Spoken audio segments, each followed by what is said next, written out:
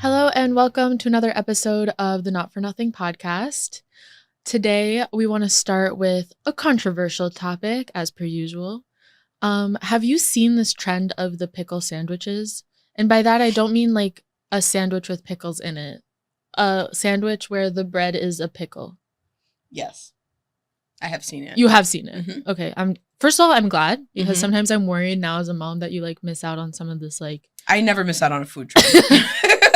Especially, didn't it start in Long Island? I don't know. Like I feel like the first people I saw talking about it were from like a deli in Long Island. Long Island.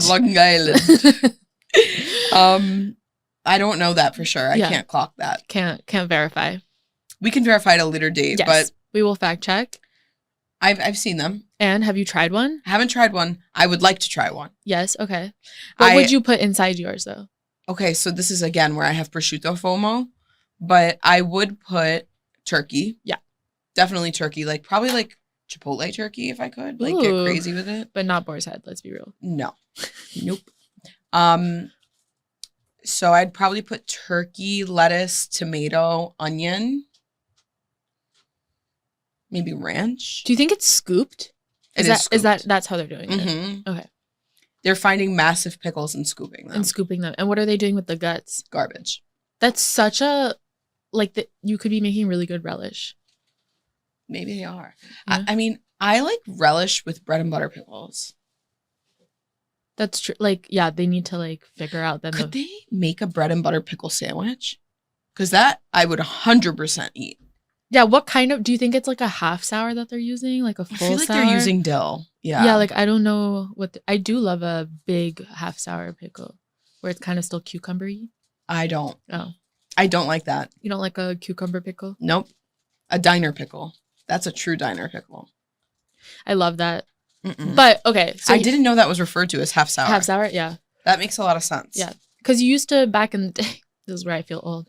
Back in the day, when the Lower East Side had like still a lot of like Jewish shops, there used to be, and it's not the same place as the Pickle Guys, which is still in the Lower East Side.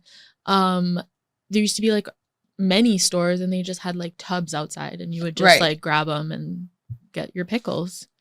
I was the type of girl that if there's a pickle available, I'm buying it. No, it was great. And it would be like outings, like family out, and you would buy like other kind of like. Also, I would like to clarify that I will eat a half sour if it's the only pickle available. I'm taking any pickle over no pickle. Agreed. But I do have a hierarchy. And I love seeing Grillo's pickles like trending. And I do love that they have adjusted their jars. Although I have not bought recently. Same. It's cool to feel heard. They're licensing. It is, right? Influence. Like they definitely listen to the podcast. Thank you to our 1,000 followers for bringing it up to Grillo's pickles for us. You really saved a few kitchen counters. But would you eat the pickle sandwich? Yes, you said yes. I would. Okay, but here's my theory about it. And as I was thinking about it last night, I just feel like it's for people who like phallic items. And it just, all these girls on social media who are eating these pickle sandwiches, I'm like, let's be real. You're just sucking dick on camera. You're not wrong. I will say there are, there's a Venn diagram. Two things can be true at once. Exactly. You can enjoy the pickle sandwich and also like to suck dick. But I wonder if the virality is truly due to how good it is or to how sexual the content is. Well, I would say during a time period where the carnivore diet is thriving. Yes, it is very keto. It's so keto friendly. It's so keto friendly. It's so attractive to the gym boys to watch these girls guzzle down a big dick. And also they'll probably guzzle one down as well just to avoid, just for the macros. So I would eat one in private. I would love to eat one in private. But you will not catch me on social media. No. Mouthful of pickle. Nope. The craziest I ever got was slurping a bulldog noodle on camera. I cannot slurp. I did it one time. It feels uncomfortable still to this day. There are some things that it's just not my prerogative. Yep. I'm with that. I understand that. I'm not catering to that demographic. Right. My demographics are like 80% women on TikTok. And they're all footy. Yeah. Just messing with you. I guess so. But yeah, the pickle sandwich kind of freaks me out. But so we were getting pastrami the other day, and the pastrami shop we were buying from had a pickle pastrami sandwich. And my sister and I were just freaked out. We were like, this is a weird. I want that. I think I might, you know what? I changed my order. I didn't even think about the fact that pastrami could be a topping. Yeah. Or a filling. Also imagine, yeah, right. Pickle is not the pickle's the topping. Exactly. And the bread. And the bread. But I do love rye bread. You know, me too, so much. Even if I'm getting eggs at the diner and they ask what kind of bread I want, it's rye. Rye, I think, should be the unofficial New York bread. I agree. Like, it is, like, good to get. Like, that's what I always get at the diner or, like, at wherever. Because it's more original than whole wheat or white. You just gave me a culinary idea. Okay. You're talking about rye bread being the official, and I think it should be standardized. Rye unless you say otherwise. Rye unless you say otherwise. Rye unless otherwise. And do you like the rye that's like swirly, pumpernickel-y? I'll take it. Yeah. I'll take it. I feel like... Not my preference. Not I prefer my a regular preference, rye. but it's like cute. And I like pumpernickel. I'm not afraid to say it. I'm not afraid to say it. I'll never get a pumpernickel bagel out of choice. I wasn't... No, never. Okay, thank you. But like I wasn't allowed to... Like my mom didn't buy like white bread growing... Right. You know? We weren't like a Wonder Bread household. I always wanted like... My mom was whole wheat girl. Yeah, and she was like, you need the grains. Yeah, mine and too. I'm like, but my mom is still like, she gets like 17 grain bread exactly. now. I'm like, why? That's such a mom behavior. Right? I'm like, just eat nuts. Right. Or eat seeds if you must. Yeah, like... Which is funny because my mom carries trail mix as her first snack. So she does do that. She eats literally seeds, dried fruit, and nuts together. That's when you know you become an adult, when you start getting grain bread out of your own volition. Like, what does it do for your digestion? Probably nothing. More fiber. Like it's, I think I get enough. Yeah. I'm fibered up. Right? So my genius idea that was stemmed from you wanting us to standardize rye. Yes. Why haven't we made a sandwich out of New York pretzels? Oh, like a pretzel bread? No, like a soft pretzel as the bread. Like you slice the pretzel? No, there's no slicing. Well, that would actually work. But two soft pretzels. Oh, two soft like stacked pretzels. With meat in the center and cheese. But there's holes. So does a bagel has holes. Yeah, but a singular. Yeah. Like there's more areas for droppage. Okay, there's also less calories. I think I should try it. I think you should. Okay. I love a pretzel bread, or specifically New York pretzel. Like the salt is so bad for you, but so good. Not overall, it's not bad. It's bad for you.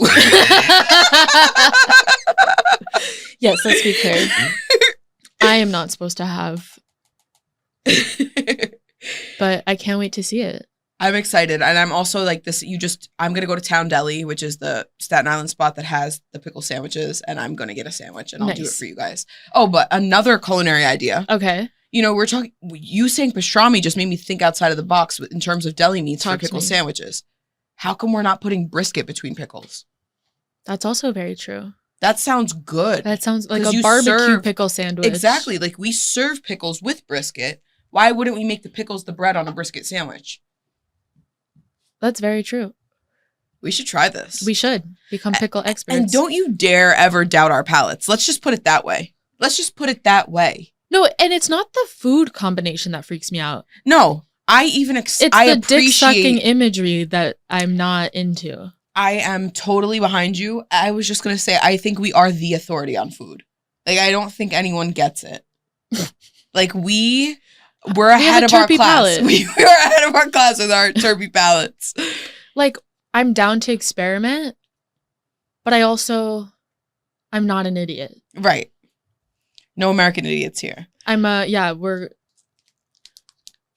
Exactly. Would you like to talk about this Belgian Kit Kat? Belgian Kit Kat, Leo. Okay. For our audio listeners. Absolutely incredible. Leo, Belgian brand. Used to never be able to find it anywhere. And it was independent. It was independent. Indie sales. As most confectionaries used to be. Yeah. Personally, recently bought by Milka. Yeah. I mean, European I don't know brand. How recent, like, you know. Over the years, it was purchased by Milka. Yeah. It's not like it was a... For me, I remember Milka as like a Polish brand. I think I remember Polish treats. Yeah. I wonder if they're maybe Swiss. I wonder if they're just European. They are, but yeah, I don't know what their like original. And so yeah, now they are available in New York apparently at this one grocery store we found. Is this written in Belgian? Yeah, in Flemish and in French. You speak Flemish? I don't personally. In Belgium? Like people do. Belgium. In Belgium, yeah, they speak Flemish, French, and German. Wow, and so the language, Flemish's language is basically like Dutch and German. That's crazy. Because that's like the countries that it's like between. Wow. Do you know my high school ex-boyfriend was Dutch? Do you speak Dutch? No, but I know how to say I love you in Dutch. Oh, that's so cute. Would you like to share? No. I think I got the accent off. So yeah, we have some good treats. And I will agree. I think we are somewhat of a food authority, I would like to say. Definitely up there. We're up there with the Bourdains of the world. We're depressed. We got a good palate. You know, like I definitely eat frequently. Yeah. I feel like I don't trust people. I would say daily even. I don't, as we said in a previous episode, never trust a skinny chef. Never trust a skinny chef. I'm going to open this Leo bar. Do it. And I'm going to give a piece to ourselves and also to our producer. Rick, would you like to do the honors? Would you like a piece of Leo? He's like, I actually can't have any chocolate. Belgian Kit Kat. You know what? There was a commercial on how you should break your Kit Kat. You would have failed. But at least I made up for his mistakes. Biting into it straight is the most outrageous. Oh, yeah. Imagine if you passed somebody a piece of Kit Kat and they took a bite out of the square. Banned. Very good. Tastes Belgian. And by that, I mean the milk chocolate is actually milky. Exactly. You know what I mean? It's like, that's why it's like, you know, the concept of like a wafer chocolate, it's pretty basic, but like the chocolate's actually good. Mm-hmm. Like I love a Kit Kat, don't get me wrong. Me too. Mm. I especially love the dark chocolate Kit Kats. So good. Me too. In the fridge. I love dark chocolate. Yeah. Not too dark. Mm-mm. I don't love like super bitter. I love like a Hershey dark chocolate bar. You know? Dark chocolate. Mound. A dark chocolate, like Milky Way. So good. I don't like Milky Way. I don't like the filling. The caramel and nougat. Yeah. I'm not a fan of nougat. Nougat. What do you think, Rick? I like it. It's very Milka. Yeah, exactly. Like, it's nothing groundbreaking, but it's very tasty. Natasha's like, you know what else is good on top of a Milka? She's like, I love a Milka Way. Thank you for sharing with the class. That was fun. That was fun.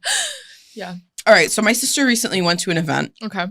Wow. Actually, she went to 2 events. She's outside. Let's put it that way. That's scary. She's outside. She's living life. And I'm like, who knew there were this many events for adults? I never knew. I need to start going out.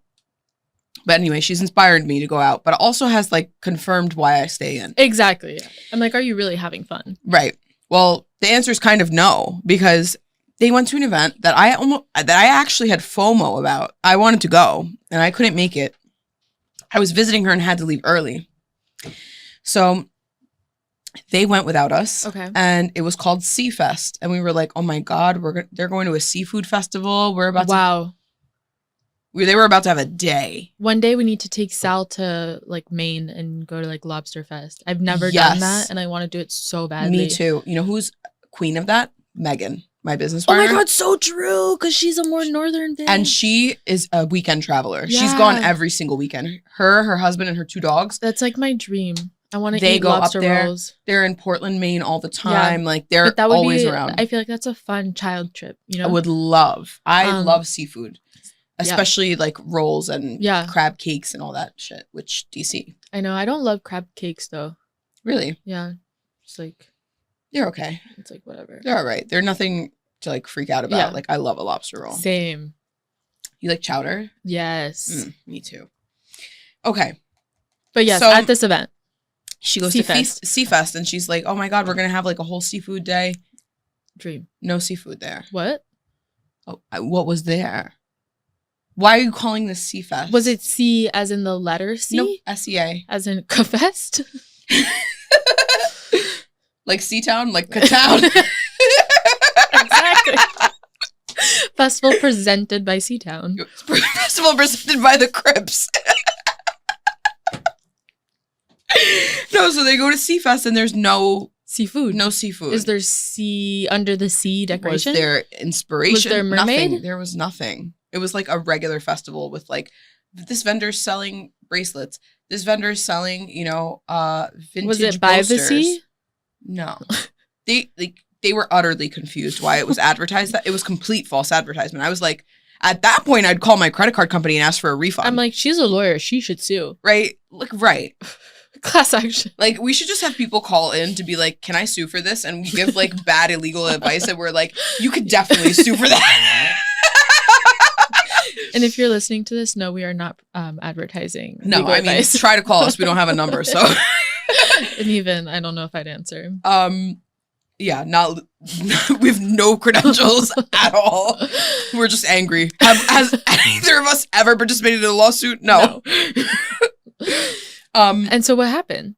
So that happened, right? They just were like, I guess we'll make the most of it. And then just went home and they were like, that sucked. But they didn't tell me until they gave me a recap of this past weekend, which is when they went to Apple Fest. Okay. Different event producers. Were there apples? No. Wait, are you serious? There were not. In the state of New York? In the state of New York. There was no apples at an, that is that's dirt cheap here.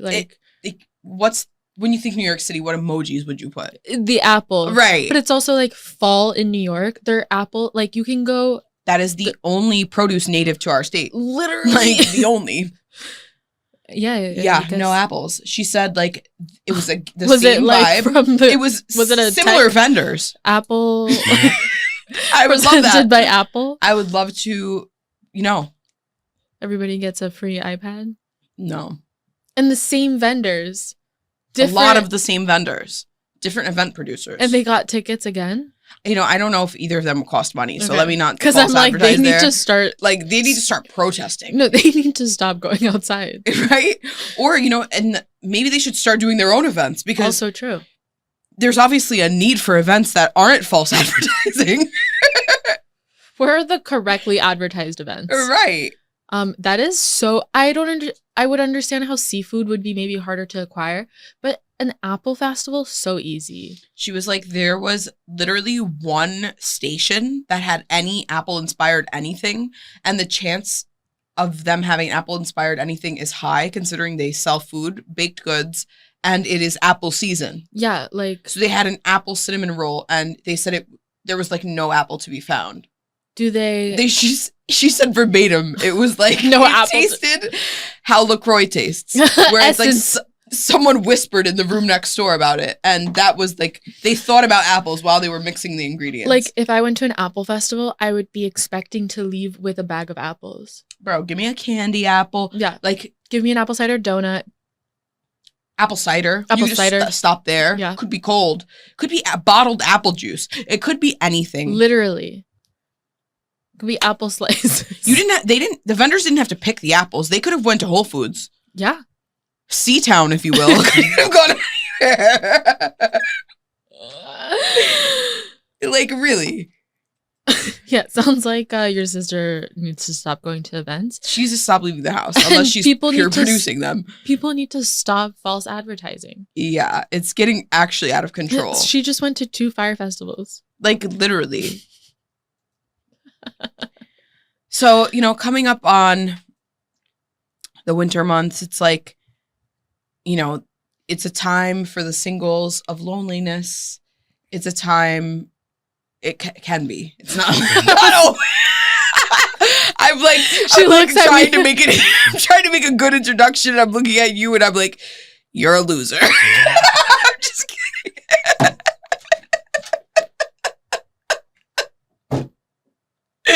No, I'm saying it's the winter months. It gets cold. People want to boo up, but sometimes it's not that vibe. It's okay, but you're lonely. I'm dating this person. I hate them. Yes.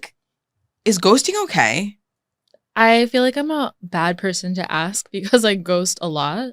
Okay, me too. But I think it's okay. But I've like validated in myself in a sense of like it's important to create boundaries, and it's like I think of it in the sense of like not everybody should have access to you. It doesn't mean that they like can communicate with you, that they should be able to access you. Yeah. So in some ways it's okay, but I also think sometimes I do it too much by accident. Me too. Like there's some people that it's like a unintentional ghost, and then I feel really bad. I mean, is it a ghost then if it's an unintentional ghost? Well, that's how it's interpreted on that end.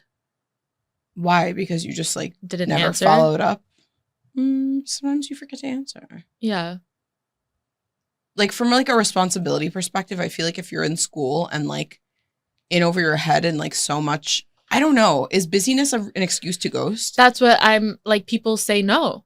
People say like if it's important to you, like you're never too busy. Like it's an excuse. No, I mean, I guess if it is important to you, but it's like everybody doesn't deserve to feel like they are important in this world that we have like parasocial relationships. And I think that's really the root of it, where it's like we've had to create even a word for it, like called ghosting, where it's like because we all have given each other like a semblance of access to each other constantly, that it's now important to like recreate the, like it used to be that people didn't have your phone, like right, even if people don't have your phone number, they have you on social media. Mm-hmm.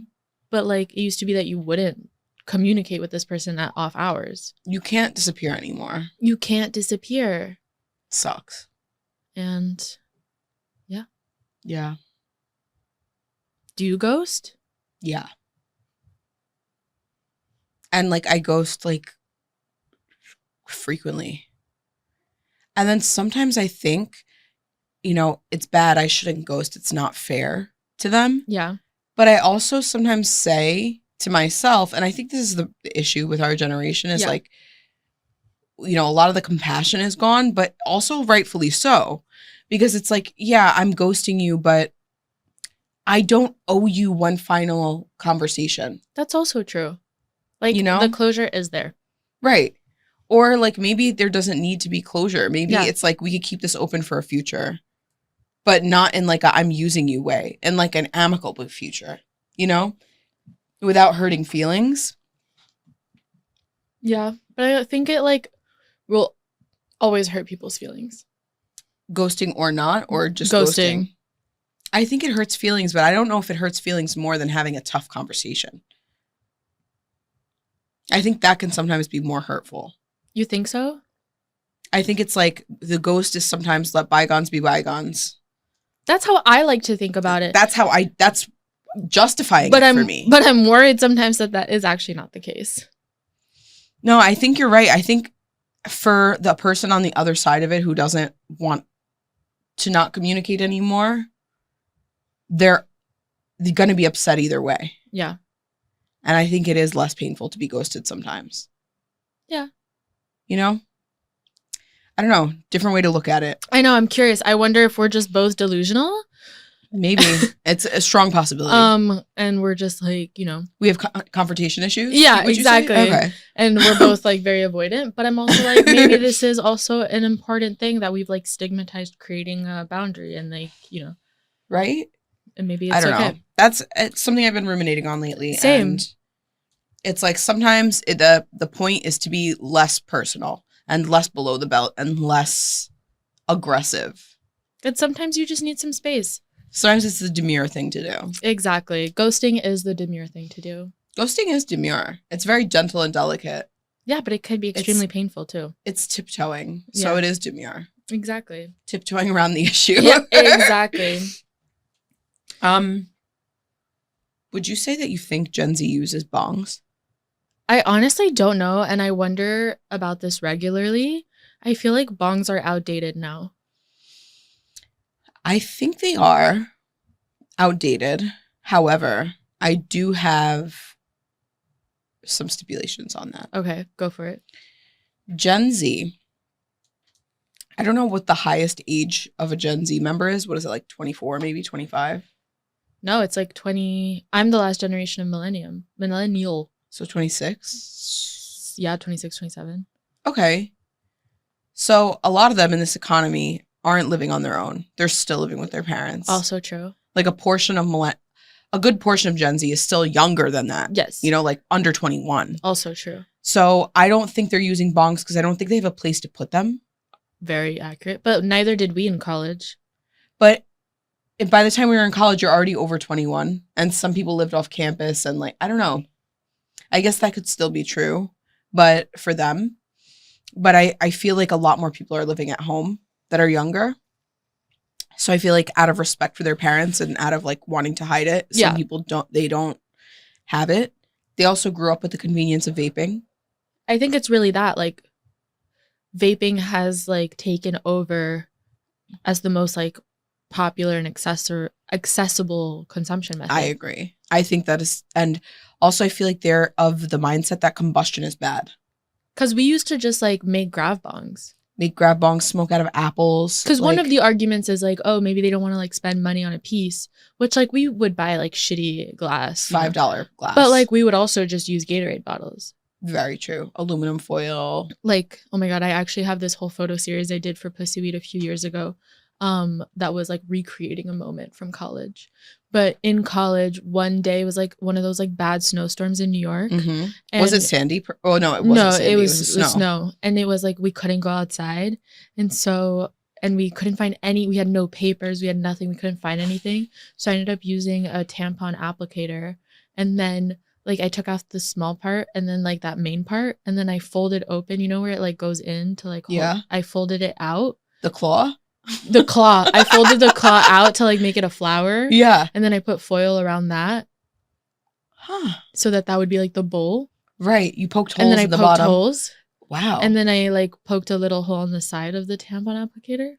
Wow. So that it was like a little like carp. Yeah. And you made a bowl out of a tampon. Yeah. It was very fun. And then we did a like photo shoot to like commemorate. But yeah, we were ingenious. That was very innovative. Because we didn't have vapes. Right. Like that would have been solved by just like hitting a vape. Right. But we just like wanted one little like puff. I had a PAX in college, but I had a PAX later in college. Yeah, this was sophomore year. Yeah. Like crazy. This was like early ruckus shit. That is freaking nuts. And it was also like the early phase where like, and we've talked about this before, but like when you're younger, especially before legalization and stuff, like access to weed was very like male dominated, and so it was like rare that you were in a situation where you were just with the girlies smoking. Yeah. And so you could bring a tampon out without feeling weird. And it was like one of those weird situations where we're like two girls in a snowstorm and we had weed and we were like, we have like nothing to no spherical vehicle. So it was kind of goofy. Love that. And I wonder if people do that still or they just vape. I think they're vaping. Exactly. And maybe it's better, but it's also like, you know, you miss those innovation. times. Less innovation for sure. Like at this point, like now, you know what's so crazy? You see people hit vapes out of bongs. I have seen that. And I've never done it myself, but there was like a whole trend of those influencers that were like promoting that for a long time. Like blinker through a bong. I think they just wanted to use the SEO term blinker. Yeah. Yeah. But yeah. I don't know. I'm curious at how younger generations will consume in their adult years cannabis, like which methods of consumption. And bongs feel very like millennial coded to me. Yeah, they do feel millennial coded to me too. They actually like even more so feel like Gen X coded. Yes, for like the classic glass. Yeah. But then all the like, you know, niche glass, like more heady design, shit. like whatever. Yeah, true. Like Illadelph and stuff like that, definitely older. No, I feel what you're saying. But then like, you know, like Toro. Yeah.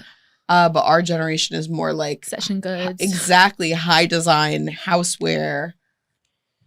Yeah. Honest Pipe. Yeah. UU Shop. Exactly. Like all a that. Different millennials are definitely all the UU Shop. Like that was our generation of like that first like we all had our like first paychecks.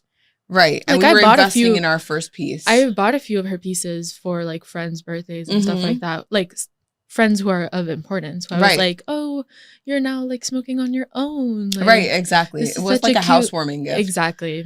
I remember there used to be this spot in Lower East Side called Village Grannies. Loved them. And really? I tried for a long time to get in there, but they didn't pick us up. But I used to shop there a lot. And same, but we had reached out at a time when it was already like going downhill. Yeah, like they weren't really like. I was just thinking like I haven't been to Lower East Side so long. I was wondering if they were around. I don't think so. Damn, but that was a cute ass shop. That was a cute shop. Yeah, it's crazy how like at that age during that time, I just feel like there was I don't know if it was just us because we were young adults with our own money. Yeah, and like finally like our own place and stuff that we were like, oh, I'm going to buy a new piece for my house. That's how we would treat ourselves. It was different. Right? And like, Sunflower Glass closed also. No. Yeah. And most of the locations, I think maybe now all of them. And it used to be 2 blocks from my house. Yeah. And that was like my go-to. Like we'd be on the weekends, you want to like take a little stroll and like we would just You want something to do. You want to go out and run your errands, but also like pick up flowers and a new ball. I would get like all the like weird papers they had. It would always be like a fun little experiment. And then I would like look at the pieces and like. This might be like super unique to us being like one of the only like cannabis ancillary brands in New York at that time. Yeah. To be quite honest. It was a weird time. It was weird. There was no one but us. No, essentially. And like you would go into the shop and like we would have a conversation. Like, I work in weed too. And like it was great. Like the people would follow. Like it was the equivalent of a bud tender like relationship. Yeah, it was. It was as close as you could get. Yeah. Wow. Good times, man. It was a lifetime ago now. Yeah. Well, if you have some favorite local smoke shops that you love, we let us hear. know. I always shout out Brooklyn Smokes too. I will say that they are they're like a higher end smoke shop in Bay Ridge. Love that. And they also have another location. I believe it's in Bed-Stuy. My friend used to work at that one, and when they opened up in Bay Ridge, I started to support. So hard to find king size bangers. Quartz bangers. Yeah. Quartz bangers, bro. Nowhere, like, you can't buy what you need to dab at a smoke shop in New York really anymore. Frustrating. Shout out Brooklyn Smokes, one of the only ones that have dabbing supplies. Love. Shout out Roll Up NYC as well. Oh, you still know some spots. I do know some spots. Yeah. All right. Let us know your faves. We'll take a visit. We definitely will support. That's what we do. We're down. And we'll see you next Tuesday. See you next Tuesday.